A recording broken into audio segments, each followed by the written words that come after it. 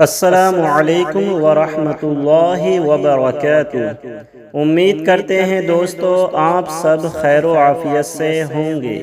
دوستو آج کی اس ویڈیو میں ہم آپ کو ایک ایسا عمل، ایک ایسا وظیفہ بتانے والے ہیں، یعنی سنانے والے ہیں کہ جس سے انشاءاللہ عز و جل آپ کی تمام پریشانیاں دور ہو جائیں گی۔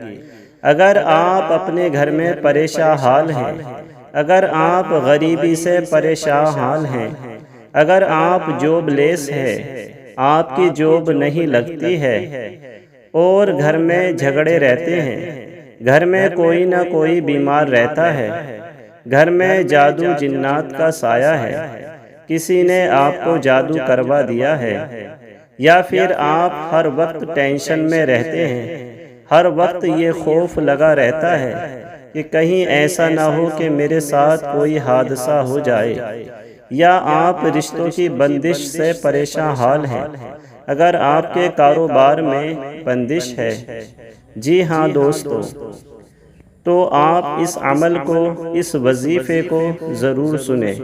انشاءاللہ عز و جل آپ کی تمام پریشانیاں دور ہو جائیں گی۔ دوستو آپ سے گزارش ہے کہ اس ویڈیو کو لاسٹ تک ضرور سنیں اور دھیان سے ایک کمرے میں یا ایک جگہ الگ بیٹھ جائیں اور پورے دھیان سے توجہ کے ساتھ اس عمل کو، اس وظیفے کو، اس سورہ کو آپ سنیں۔ دوستو ایک اور آپ سے گزارش ہے کہ اگر آپ سچے پکے مسلمان ہیں تو آپ کو نماز کی پابندی کرنی چاہیے، کیونکہ جو مومن ہوتا ہے وہ کبھی نماز نہیں چھوڑتا ہے۔ آپ کو پانچوں وقت کی نماز پڑھنی چاہیے، کیونکہ دوستو اگر آپ نماز چھوڑتے ہیں تو نماز چھوڑنے سے گھر میں بے برکتی ہوتی ہے، روزی میں برکت نہیں ہوتی، عمر میں برکت نہیں ہوتی۔ اگر آپ نماز کی پابندی کریں گے تو انشاءاللہ عز و جل اس کی برکت سے آپ کی تمام پریشانیاں دور ہو جائیں گی۔ اور دوستو اگر آپ کے کوئی رشتہ دار ہیں یا آپ کے ساتھی ہیں، آپ کے دوست ہیں، فرینڈز ہیں، وہ بھی اگر پریشان حال ہیں، بیمار ہیں، تو ان کو بھی یہ ویڈیو آپ ضرور شیئر کریں، کیونکہ ہو سکتا ہے آپ کے ایک شیئر سے کسی کی زندگی بدل جائے، اور ثواب کی نیت سے اسے زیادہ سے زیادہ شیئر کریں، ثواب کی نیت سے اس ویڈیو کو خوب شیئر کریں۔ دوستو اس ویڈیو کو لاسٹ تک ضرور سنیں اور آپ آمین لکھیں۔ کمنٹ باکس میں آپ کو آمین لکھنا ہے، کیونکہ پتہ نہیں کس کی آمین اللہ عز و جل قبول فرما لے اور ہم سب کا بیڑا پار ہو جائے۔ تو دوستو آپ کو آمین کمنٹ باکس میں لکھنا ہے۔ تو آئیے بنا کسی دیری کے یہ عمل شروع کرتے ہیں۔ ہم پڑھیں گے اور آپ کو دھیان سے سننا ہوگا۔ آئیے شروع کرتے ہیں۔ بسم اللہ الرحمن الرحیم۔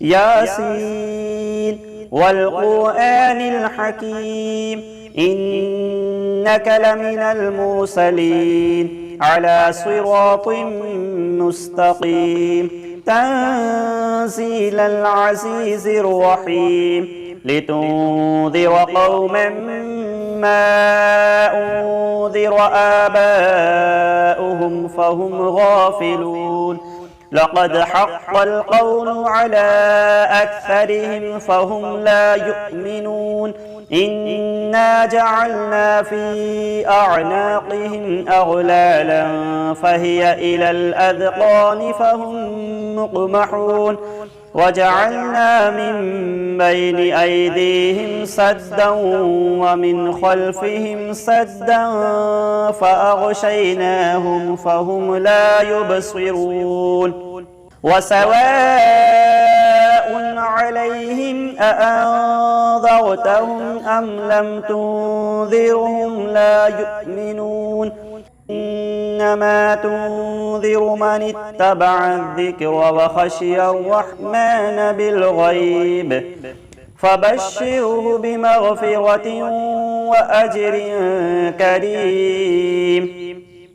إنا نحن نحيي الموتى ونكتب ما قدموا وآثارهم وكل شيء أحصيناه في إمام مبين.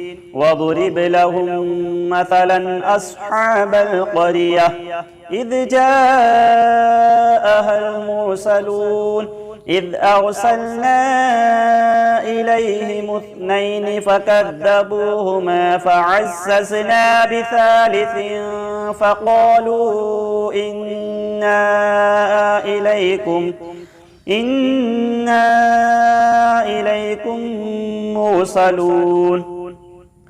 قالوا ما أنتم إلا بشر مثلنا وما أنزل الرحمن من شيء إن أنتم إلا تكذبون. قالوا ربنا يعلم إنا إليكم لمرسلون وما علينا إلا البلاغ المبين. قالوا إنا تطيرنا بكم لئن لم تنتهوا لنرجمنكم وليمسنكم منا عذاب أليم. قالوا طائركم معكم أئن ذكرتم بل أنتم قوم مسرفون. وجاء من أقصى المدينة رجل يسعى قال يا قوم اتبعوا المرسلين اتبعوا من لا يسألكم أجرا وهم مهتدون. وما لي لا أعبد الذي فطرني وإليه ترجعون. أأتخذ من دونه آلهة إن يردني الرحمن بضر لا تغن عني شفاعتهم شيئا ولا ينقذون. إني إذا لفي ضلال مبين. إني آمنت بربكم فاسمعون.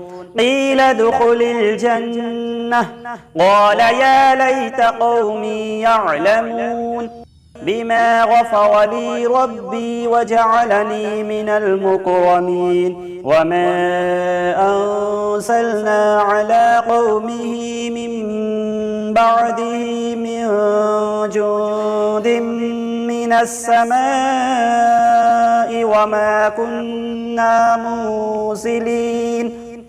إن كانت إلا صيحة واحدة فإذا هم خامدون. يا حسرة على العباد ما يأتيهم من رسول إلا كانوا به يستهزئون. ألم يروا كم أهلكنا قبلهم من القرون أنهم إليهم لا يرجعون. وإن كل لما جميع لدينا محضرون. وآية لهم الأرض الميتة أحييناها وأخرجنا منها حبا فمنه يأكلون. وجعلنا فيها جنات من نخيل وأعناب وفجرنا فيها من العيون ليأكلوا من ثمره وما عملته أيديهم أفلا يشكرون. سبحان الذي خلق الأزواج كلها مما تنبت الأرض ومن أنفسهم ومما لا يعلمون. وآية لهم الليل نسلخ منه النهار فإذا هم مظلمون والشمس تجري لمستقر لها ذلك تقدير العزيز العليم والقمر قدرناه منازل حتى عاد كالعرجون القديم لا الشمس ينبغي لها أن تدرك القمر ولا الليل سابق النهار وكل في فلك يسبحون وآية لهم أنا حملنا ذريتهم في الفلك المشحون وخلقنا لهم من مثله ما يركبون وإن نشأ نغرقهم فلا صريخ لهم ولا هم ينقذون إلا رحمة منا ومتاعا إلى حين وإذا قيل لهم اتقوا ما بين أيديكم وما خلفكم لعلكم ترحمون وما تأتيهم من آية من آيات ربهم إلا كانوا عنها معرضين وإذا قيل لهم أنفقوا مما رزقكم الله قال الذين كفروا للذين آمنوا أنطعم من لو يشاء الله أطعمه إن أنتم إلا في ضلال مبين ويقولون متى هذا الوعد إن كنتم صادقين ما ينظرون إلا صيحة واحدة تأخذهم وهم يخصمون فلا يستطيعون توصية ولا إلى أهلهم يرجعون ونفخ في الصور فإذا هم من الأجداث إلى ربهم ينسلون قالوا يا ويلنا من بعثنا من مرقدنا هذا ما وعد الرحمن وصدق المرسلون إن كانت إلا صيحة واحدة فإذا هم جميع لدينا محضرون فاليوم لا تظلم نفس شيئا ولا تجزون إلا ما كنتم تعملون إن أصحاب الجنة اليوم في شغل فاكهون هم وأزواجهم في ظلال على الأرائك متكئون لهم فيها فاكهة ولهم ما يدعون سلام قولا من رب رحيم وامتازوا اليوم أيها المجرمون ألم أعهد إليكم يا بني آدم ألا تعبدوا الشيطان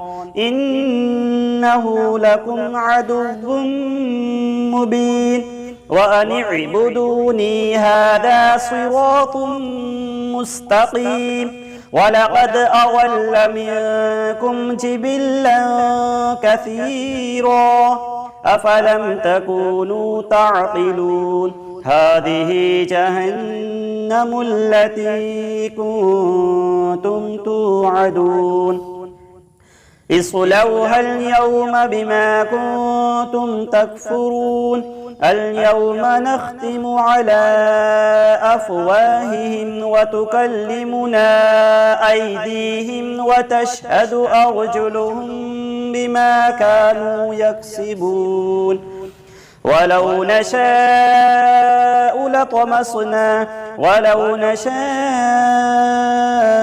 لطمسنا على أعينهم فاستبقوا الصراط فأنى يبصرون ولو نشاء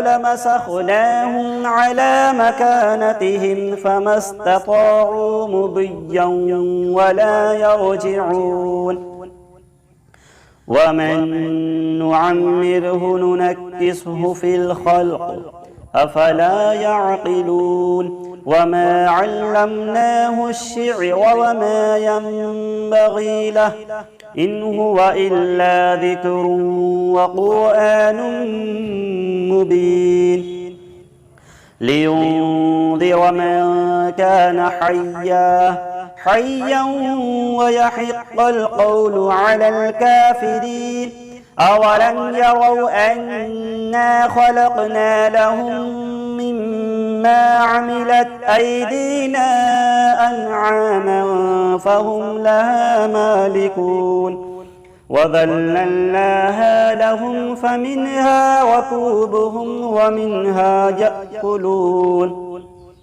ولهم فيها منافع ومشارب أفلا يشكرون واتخذوا من دون الله آلهة لعلهم ينصرون لا يستطيعون نصرهم وهم لهم جند محضرون فلا يحزنك قولهم إنا نعلم ما يسرون وما يعلنون أولم يرى الإنسان أنا خلقناه من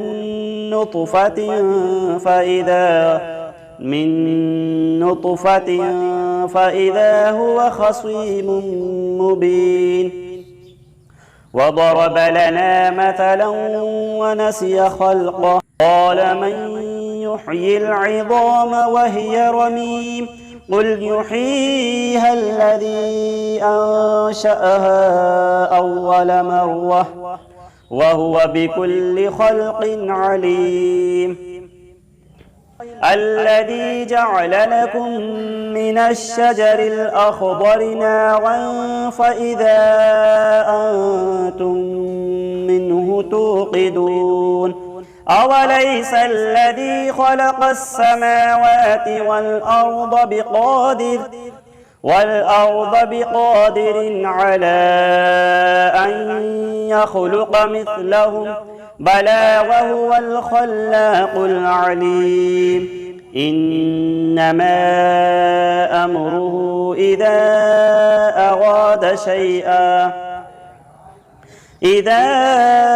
أراد شيئا أن يقول له كن فيكون فسبحان الذي بيده ملكوت كل شيء وإليه ترجعون صدق الله العظيم. بسم الله الرحمن الرحيم.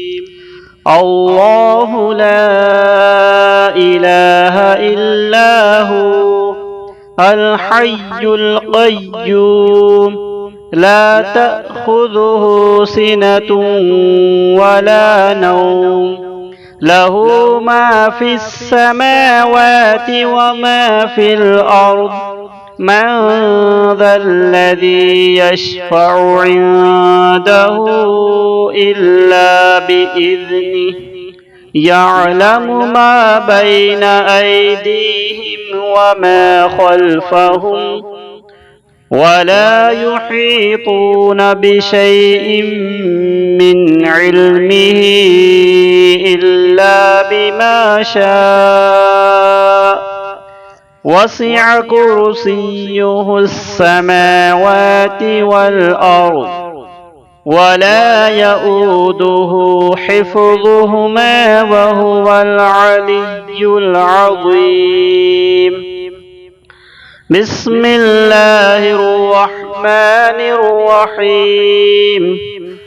قل هو الله أحد الله الصمد لم يلد ولم يولد ولم يكن له كفوا أحد بسم الله الرحمن الرحيم قل هو الله أحد الله الصمد لم يلد ولم يولد ولم يكن له كفوا أحد بسم الله الرحمن الرحيم قل هو الله أحد الله الصمد لم يلد ولم يولد ولم يكن له كفوا أحد بسم الله الرحمن الرحيم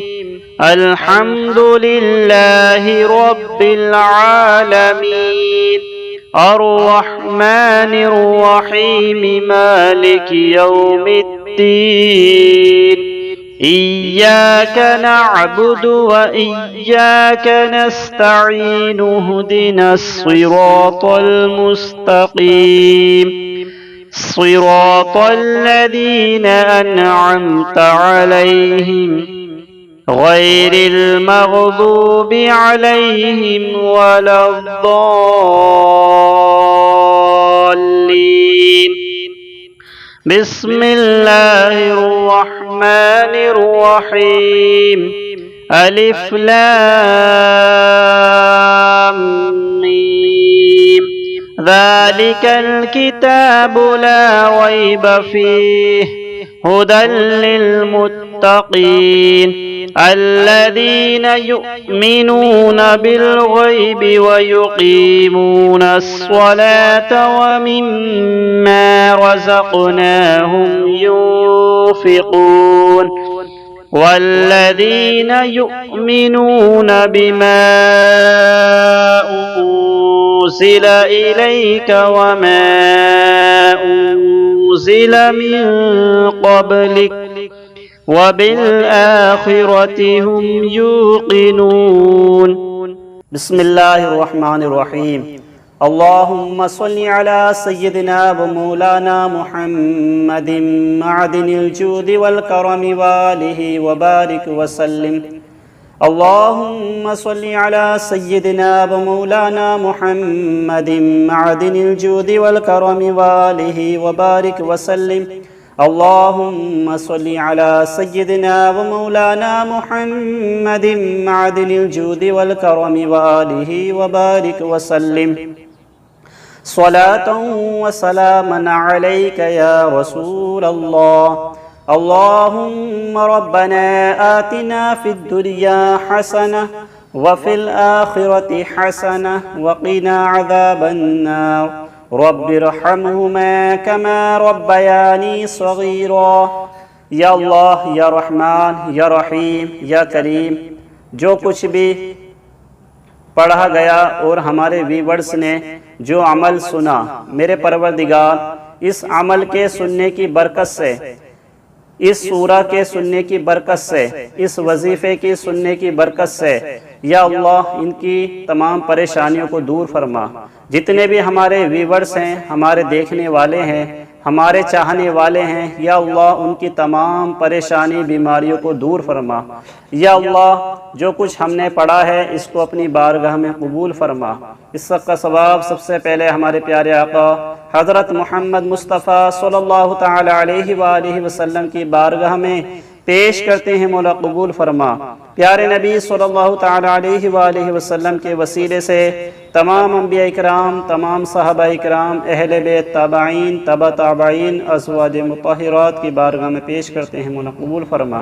حضرت الشیخ عبدالقادر جیلانی غوث اعظم دستگیر بڑے پیر صاحب کی بارگاہ میں پیش کرتے ہیں، مولا قبول فرما۔ یا اللہ اس سب کا سبب حضرت خواجہ عثمان ہارونی، حضرت خواجہ غریب نواز رحمت اللہ تعالی علیہم اجمعین کی بارگاہ میں پیش کرتے ہیں، مولا قبول فرما۔ یا اللہ اس سب کا سبب جتنے بھی سلاسل کے بزرگان دین آئے ہیں، اولیاء کرام آئے ہیں، تمام کی بارگاہ میں پیش کرتے ہیں، مولا قبول فرما۔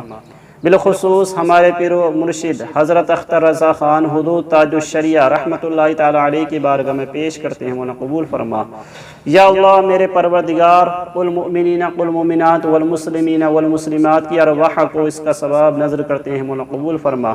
اور جتنے بھی ہمارے ویورز ہیں، ہماری ویڈیو دیکھنے والے ہیں، ان ویڈیو دیکھنے والے جتنے بھی ویورز ہیں میرے پروردگار، ان کے گھر سے جو بھی مومن مومنات آخرت کو کوچ کر گئے ہوں، ان کے ارواح کو اس کا ثواب نظر کرتے ہیں، مولا قبول فرما۔ ان کے گناہ کبائر صغائر کو معاف فرما۔ یا اللہ یا رحمان یا رحیم یا کریم، ہم نے جو یہ عمل یا وظیفہ پڑھا ہے، یا اللہ جو ہمارے ویورز نے یہ وظیفہ یہ عمل سنا ہے پروردگار، اس کی برکت سے تمام ہی ہمارے چاہنے والے، تمام ہی ہماری ویڈیوز کو دیکھنے والوں کے یا اللہ تمام پریشانیوں کو دور فرما۔ یا اللہ جو قرض دار ہیں ان کے قرضوں کو ختم کر دے، ان کو قرضے سے نجات عطا فرما۔ اور یا اللہ میرے پروردگار جو پریشان حال ہیں ان کی پریشانیوں کو دور فرما، جو بیمار ہیں ان کو شفائے کلی عطا فرما۔ یا اللہ جو پریشان حال ہیں ان کی پریشانیوں کو دور فرما، جو غریب ہیں ان کی غربت کو دور فرما۔ یا اللہ جو بے سہارا ہیں ان کو سہارا عطا فرما۔ یا اللہ جو بے روزگار ہیں ان کو غیب سے روزی عطا فرما۔ یا اللہ ان کی مدد فرما۔ یا اللہ ان کے گھر پر رحمت و انبار کی بارشیں نازل فرما۔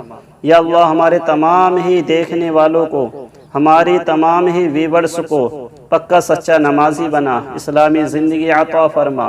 اور یا اللہ ان کے جائز کاموں میں خوب برکتیں عطا فرما، ان کے کاروبار میں ترقی عطا فرما۔ اور یا اللہ جو بھی ہمارے اسلامی بھائی جوب لیس ہیں، جوب پر نہیں ہیں، ان کو اچھی جوب عطا فرما، جائز کاروبار عطا فرما۔ یا اللہ جو ہمارے بھائی بہن رشتوں سے بیٹھے ہوئے ہیں، یا اللہ ان کے لیے نیک رشتے عطا فرما، ان کے رشتے عطا فرما۔ یا اللہ تمام مسلمانوں کی تمام پریشانی بیماریوں کو دور فرما۔ اور یا اللہ ہم سب کو اسلامی زندگی عطا فرما، ایمانی موت عطا فرما، گناہوں کی ذلیل بیماری سے بچنے کی توفیق عطا فرما۔ یا اللہ جہاں جہاں پریشان حال ہیں، جتنے بھی مسلمان پریشان حال ہیں، جتنے بھی ہمارے بھائی مسلمان پریشان حال ہیں، ان کی پریشانی بیماریوں کو دور فرما، ان کی تنگ دستی کو دور فرما، ان کی غیب سے مدد فرما۔ وصلی اللہ تعالی علی خیر خلقہ محمد وعلی آلہ واصحابہ اجمعین برحمتک یا ارحم الراحمین۔ اللہم آمین بحق لا الہ الا اللہ محمد رسول اللہ۔ امید کرتے ہیں دوستو آپ نے یہ ویڈیو پوری دیکھی ہوگی، تو دوستو آپ نے اس عمل کو سنا اور دعا میں شامل بھی رہے۔ دوستو آپ کمنٹ باکس میں آمین ضرور لکھیں تاکہ ہمیں پتہ چل جائے کہ آپ نے اس عمل کو پورا سنا اور آپ نے آمین بھی کہا، اور آپ کی آمین کو اور ہماری دعا کو اللہ تعالیٰ اپنی بارگاہ میں قبول فرمائے۔ السلام علیکم ورحمۃ اللہ وبرکاتہ۔